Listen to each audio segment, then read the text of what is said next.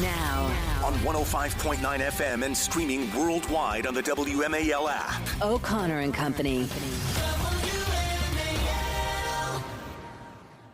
It's 7:06 and it's almost Christmas. Better get out there and do some last minute. It's getting to be last minute Christmas shopping. Don't worry, there's time. There's time.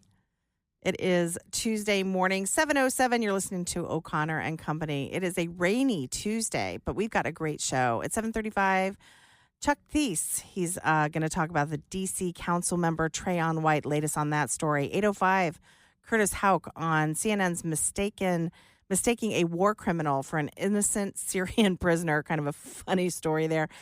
And at 8:35, Gordon Chang on the latest news out of China. I'm Julie Gunlock, sitting with Hans von Spakovsky. Good morning, Hans. Good morning, Julie. It's been a great morning so far with a lot of really interesting people. Are you over there shopping on Amazon? No. During the breaks? No, I'm not doing that.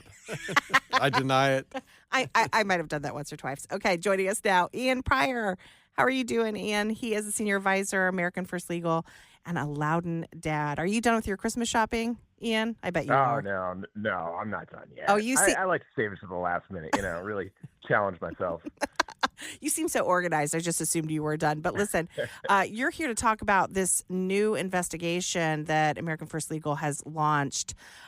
This has to do with looking into a connection between the Loudoun County School Board and the FBI and that memo that was used to target parents during COVID. These were parents who would get up and particularly in Loudoun, a lot of active parents in Loudoun getting up and, questioning what the school board had decided or some of the policies from the schools. This should be something parents are able and allowed to do, but this did essentially launch an investigation by the FBI into these parents. So you are now investigating them. Tell us about it.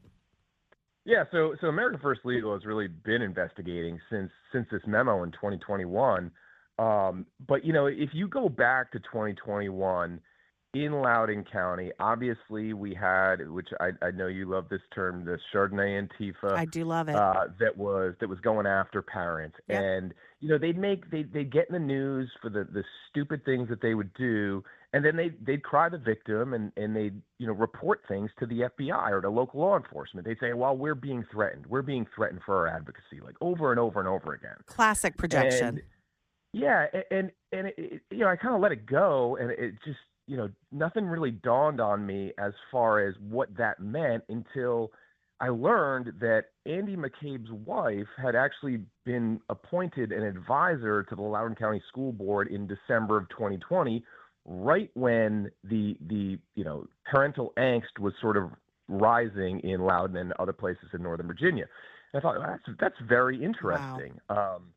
That Andy McCabe's wife was appointed this advisor.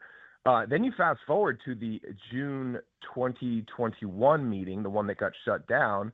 Now, for folks that may not be familiar, that meeting, the public comment portal was opened a day early.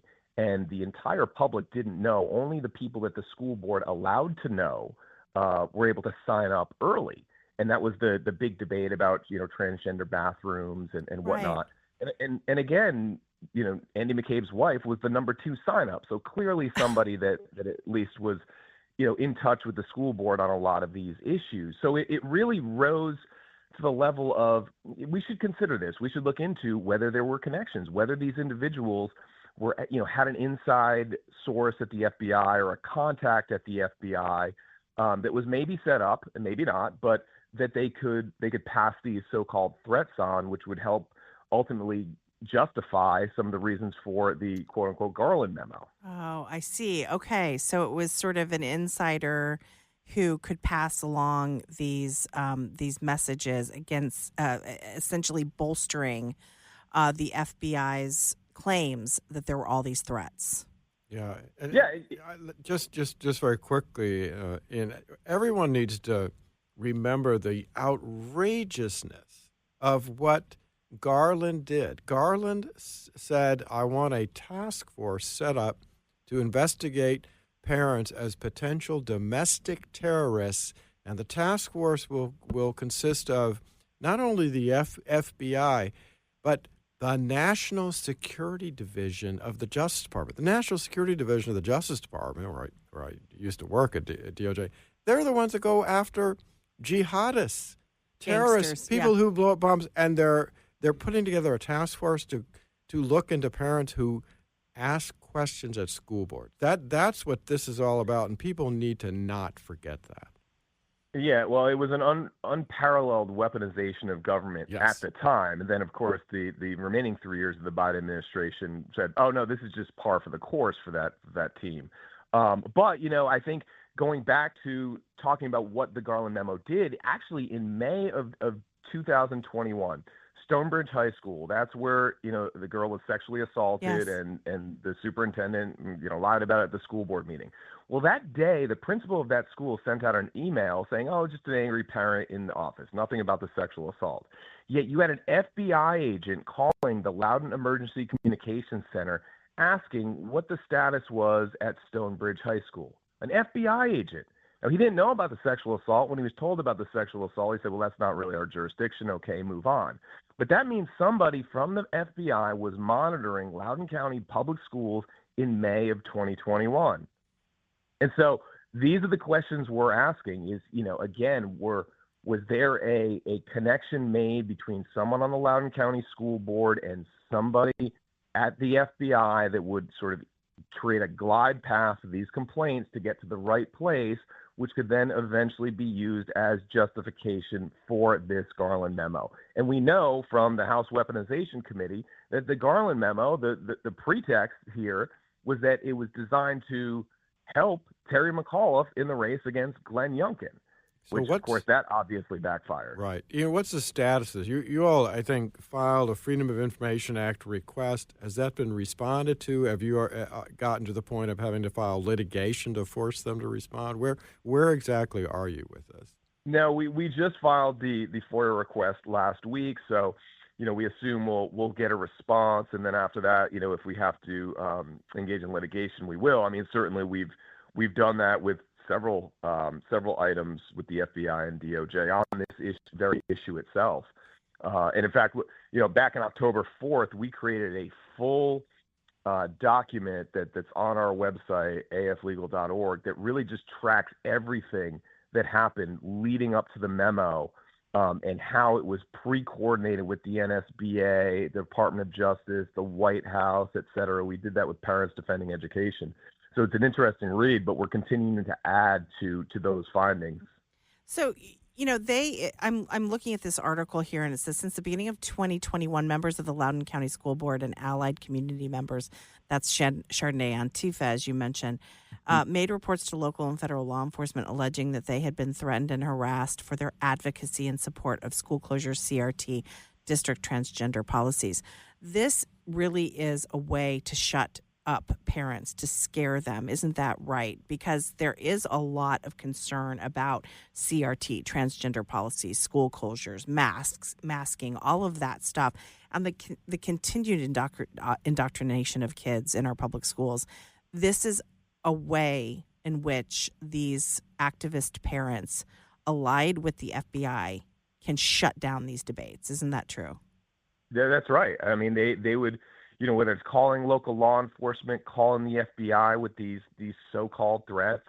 And look, I mean, certainly school board members, they get emails. Not all those emails are nice.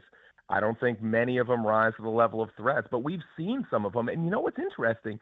Some of those threats that have been publicized, especially by Chardonnay Antifa, right? They'll say, look at this threat, look at this threat. Well, the language in that threat really sort of matches up with your language on social media. Right. So there's a question as to how much of this stuff is actually being generated by these activists to create this swirl to silence parents. Yeah. So that they can say, oh, look at this, look at this, look at this. Right. And it's something that needs to be investigated. It needs to be investigated by the incoming administration because this is a tactic that the left uses. They themselves partake in this weaponization of law enforcement, of government to silence their opponents. Well, listen, Ian, as a Northern Virginia parent, I am so grateful to you, all the work that you're doing, and I really am so glad that you're staying on this. Thank you for coming on and keep us updated. Absolutely. Will do. Are you ready for Kamala's comeback? Hans. Oh, my goodness. I know. We're already there. CNN reporters were reporting yesterday that Kamala is seriously considering a run for governor of California. I mean, take a break. Can anyone take a break in this town? Seriously. Go to Italy. She's the very idea that she thinks she can win after running one of the worst campaigns that a Democratic candidate has run in decades.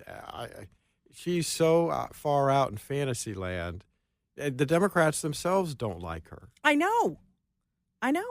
But apparently she is seriously considering a run for governor 2026 or president in 2028. Let's have a flashback here. This weekend at the DNC holiday party, she was peak cringe Kamala, cut 11. So look, the holiday season is one of my favorite times of year, that and my birthday. Oh my God. And our wedding anniversary, of course. What's funny about that? Just going to keep digging this hole deeper and deeper. What hole? What hole? Why is that funny? It's not. She's so weird. No, but what's funny is her thinking that she can go back to California and has a chance of winning and becoming the governor of the state. She's so weird. I'm actually starting to miss her a little bit because that really does make great radio, honestly. But no, they on CNN, they're excited about this. Let's listen to cut 10. What she's been saying to people over the last couple of weeks, donors, other supporters that she's been talking with, is, you haven't seen the last of me. I'm not going quietly into the night. Advisors, people close to her, are debating about what that means. They do not want her final official act ever to be essentially certifying Donald Trump's win over her, especially 4 years after January 6th. And so they look at this governor's race in California in 2026, and it seems to them like a layup, essentially, that she would probably clear the field, or mostly clear the field, and she would get to be governor of California. It's a pretty good job, right? It was good enough for Ronald Reagan, Arnold Schwarzenegger, Jerry Brown. But if she does that, that means that she couldn't turn around and run for president again in 2028, right? She'd need to essentially declare right away. And that is what it really comes down to, because there are people close to her who say she didn't get a fair shot this year. It wasn't up to what she could have done, and look how well she performed anyway. She should get to go again in 2028. And then there are ones who say, look, with where things are with the Democratic Party, she would not have a clear field, a cleared field, rather, in the Democratic primary, and could lose the nomination. And to come off of 2024 into that would be really terrible. The absolute nerve of saying this woman didn't get a fair shot when she didn't even have to have a primary. Right. She was first of all, she stabbed Biden in the back. She shoved him down a hill. She was like, see ya, off a cliff. Okay. Then she is sort of elevated to the nominee.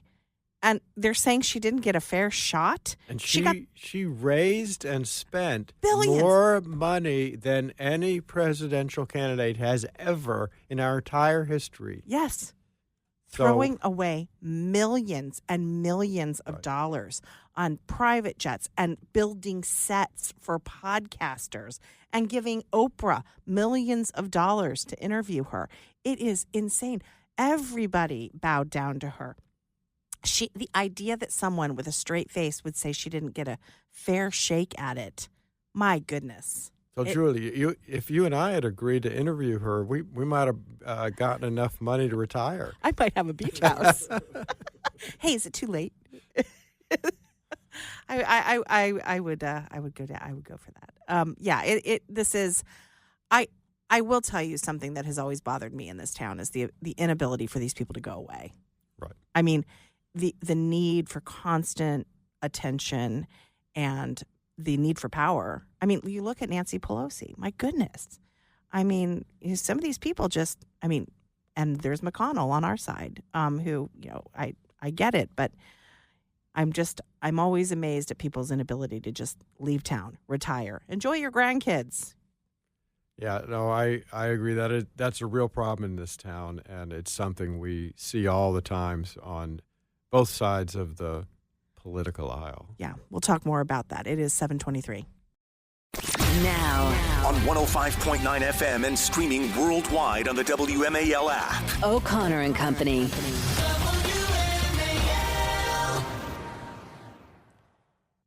It's 7:37. Good Tuesday morning. You have 8 days to get your wife a gift.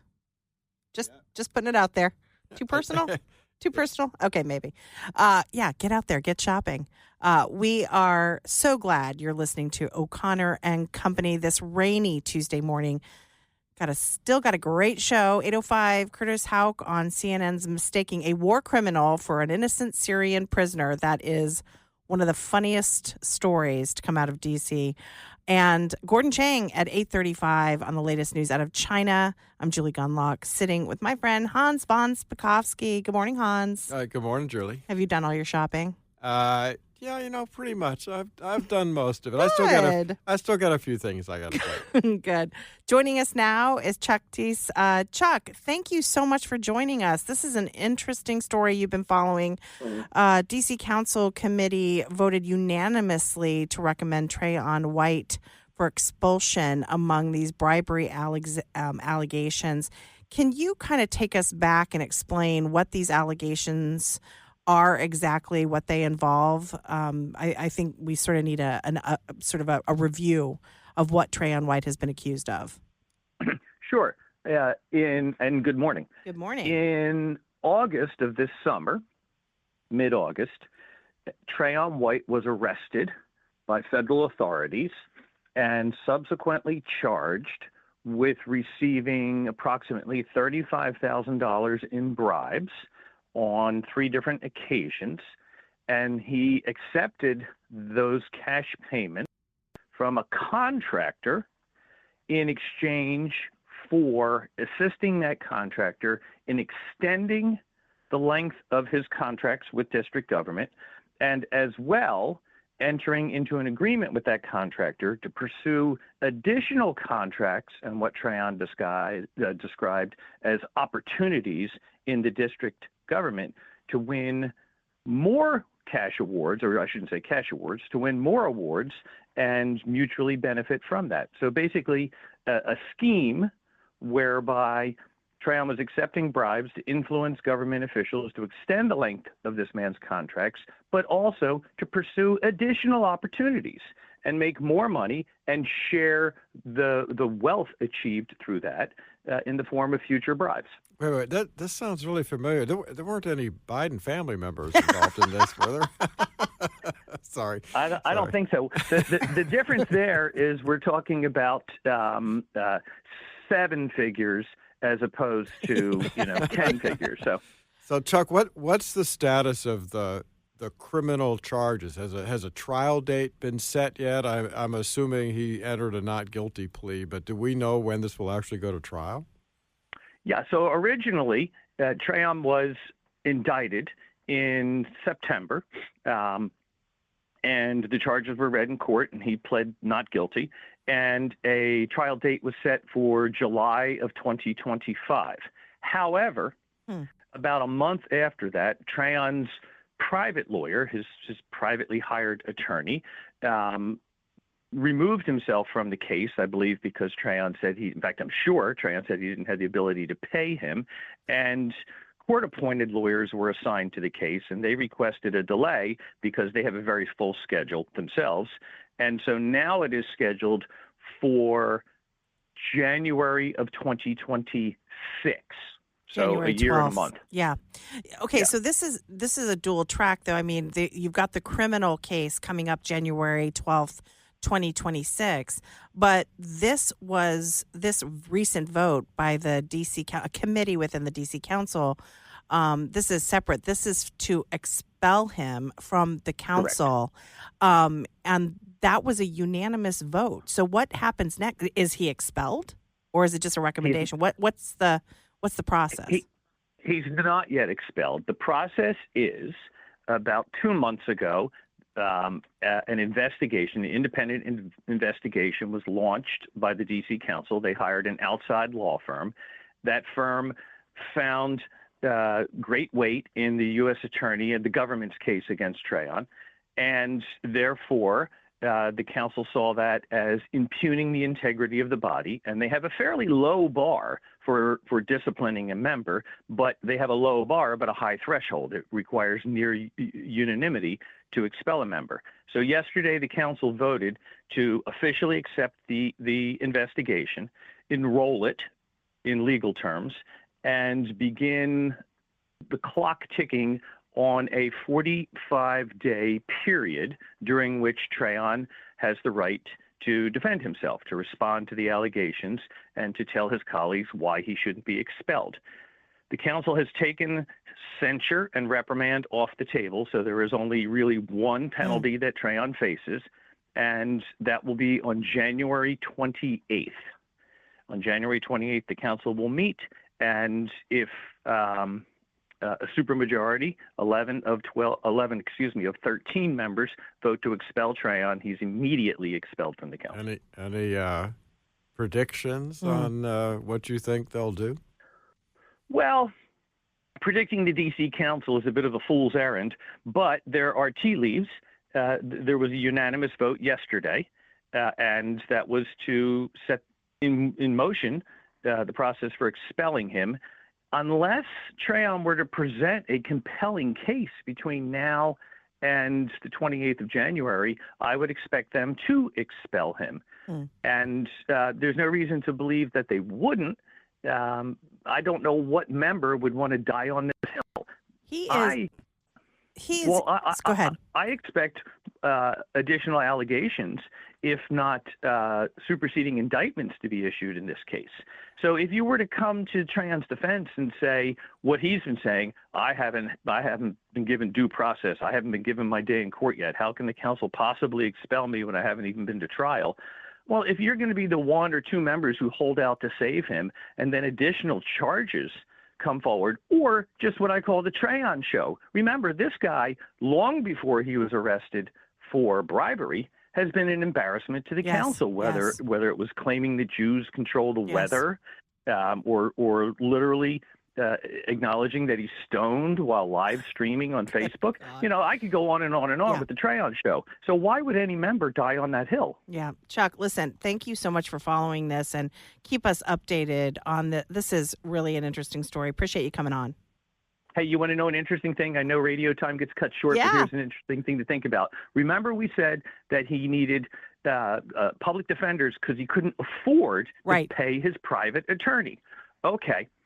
D.C. council members make $160,000 a year. That's possible to be broke making $160,000 a year if you don't manage your money, and I don't think he manages his money well. But if you're broke, why this past weekend were you in New Orleans at the Commanders game? Oh, wow. Unbelievable. And posting images on the internet so everyone knows. Oh, Chuck, that's some good info. Thanks for letting us know. Have a great day. Corporate media hasn't had such a great week, Hans. No. Boy, it has been a rough one for them. Over the weekend, came down that George Stephanopoulos. I always say Stephanopoulos. Wait, who's the character on Sesame Street? The Sesame Street character. What is it? Snuffleupagus. Yes. I always get that wrong, and I try so hard, and then it gets in my head. Well, anyway. He does have a resemblance to that character. He does. Well, ABC News is going to be forced to pay $15 million to settle a defamation suit. Trump brought this suit, and I'm so glad that he did. This involved an interview with Nancy Mace. George Stephanopoulos was interviewing Nancy Mace, and he tried to sort of shame her about being a survivor of a sexual assault. How can you support? And he said someone who is liable, I think he said liable for rape. Multiple times, kept pressing her on it, kept pressing her. 10 times. 10 times he really? 10 times he claimed that Donald Trump had been basically found guilty of rape, which, like I said, was an absolute lie. Absolute lie. So Trump sued. Now ABC News, they settled the lawsuit. ABC News needs to give a payout to the Trump library. I hope that Trump puts a plaque on a certain wing of his presidential library saying this is, paid for by ABC News. I'm sure he will. He does love a good troll. Although the plaque should say involuntarily paid for. Exactly. It also, and I think this is really the best part. The $15 million, gosh, that's nothing to sneeze at. But the best part really is that George has to make a public apology. Right. And look, I think these things matter. The Never Trumpers, the Democrats, that first term in office, they were always making fun of Trump and Trump supporters with that line, but he fights, but he fights. You know what? His fighting right here, right now, filing that lawsuit, fighting back against a smear, a disgusting smear from George Stephanopoulos, that might actually lead to some improvements in corporate media. I mean, look, I feel like some people are listening right now rolling their eyes, but it might. They're going to be more cautious.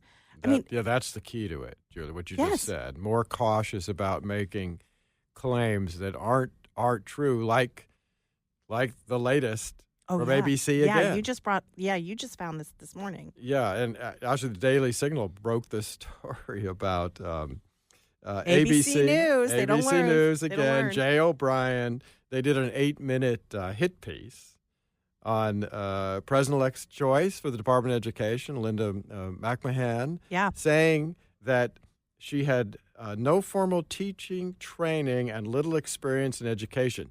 The woman has a teaching certificate, was on the Connecticut Board of Education, and for like the last 20 years has been on the board of, I think it's Sacred Heart University. That's a bit of experience in the education area. I hope she sues.